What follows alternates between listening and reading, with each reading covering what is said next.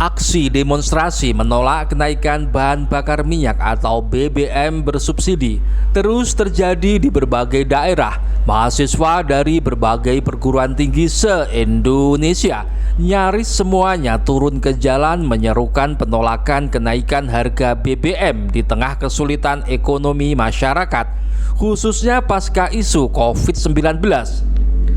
Kenaikan harga BBM bersubsidi diprediksi akan menggiring kenaikan harga sejumlah barang kebutuhan masyarakat, termasuk kenaikan harga KWH listrik, pungutan berbagai pajak, dan sebagainya.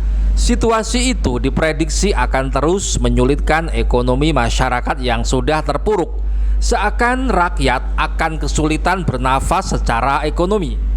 Situasi ini bisa memunculkan kekacauan dan ketidakpastian di tengah masyarakat. Di sisi lain, ambisi pemerintah untuk membangun proyek super jumbo seperti ibu kota baru, yaitu IKN, akan semakin membebani rakyat karena pembangunan dari utang negara itu akan dibayar oleh rakyat melalui berbagai pungutan pemerintah. Sedangkan persoalan korupsi yang menjadi agenda reformasi 1998 terkesan semakin merajalela, semakin menyebar dengan berbagai bentuk. Korupsi sudah semakin menjalar dari pemerintah pusat ke pemerintah desa. Tingkat kepercayaan masyarakat terhadap pemerintah terus menurun. Kasus-kasus seperti pembunuhan berencana oleh Irjen Verdi Sambo seakan memberikan gambaran kepada masyarakat bahwa terlalu banyak rekayasa yang terus-menerus dilakukan.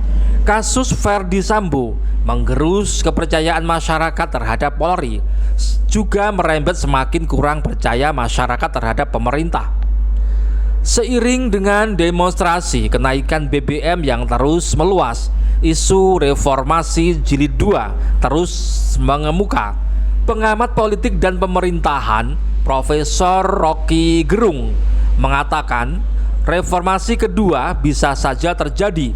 Masyarakat menunggu suara tokoh-tokoh bangsa untuk mensikapi berbagai persoalan bangsa belakangan ini.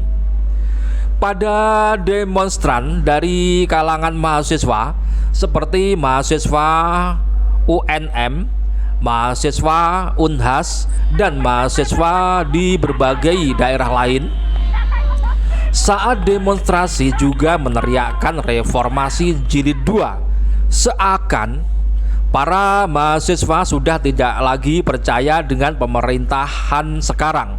Mungkinkah gelombang demonstrasi mahasiswa di Indonesia yang begitu masif, meluas, dan terus-menerus ini akan mampu memunculkan reformasi jilid 2? Seperti gerakan mahasiswa saat menggulingkan Soeharto, mungkinkah Presiden Joko Widodo akan lengser atau tumbang karena demo mahasiswa? Sementara Jokowi terkesan masih sangat powerful secara politik. Di dalam politik, segalanya bisa terjadi. Kelompok yang semula menjadi pendukung bisa saja tiba-tiba melawan. Karena tidak ada kawan abadi di politik, yang ada adalah kepentingan abadi. Pada reformasi jilid 1, saat mahasiswa menumbangkan Soeharto, berawal dari gerakan mahasiswa yang kemudian diikuti oleh sejumlah elemen masyarakat. Padahal saat itu hampir semua pengamat politik menyebut bahwa Soeharto hampir tidak mungkin lengser karena seluruh elemen dan jalur politik dikuasai Soeharto. Tetapi realitas politik menunjukkan lain.